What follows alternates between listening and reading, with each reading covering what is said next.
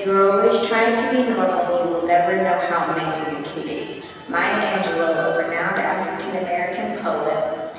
I refuse to accept the view that mankind is so tragically bound to the starless midnight of racism and war that the bright daybreak of peace and brotherhood can never become a reality. I believe that unharmed truth and unconditional love will have the final word.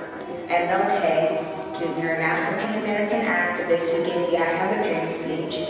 If there is no struggle, there is no progress. Frederick Douglass, a renowned African-American who escaped slavery.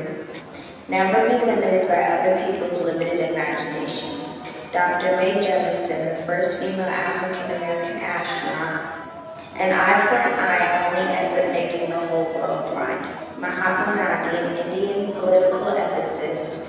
I have learned over the years that when one's mind is made up, this diminishes fear. Rosa Parks, an African-American civil rights activist who started a boycott revolution. You are not to be so blind with patriotism that you can't face reality.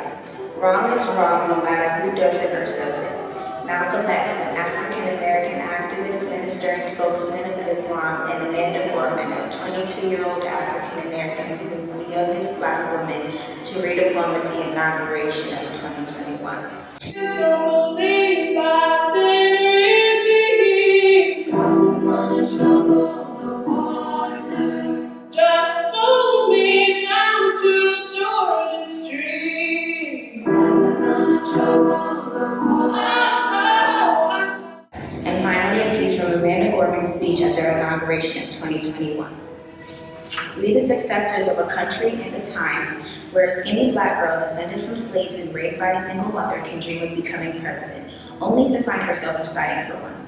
And yes, we are far from polished, far from pristine, but that doesn't mean that we are striving to form a union that is perfect.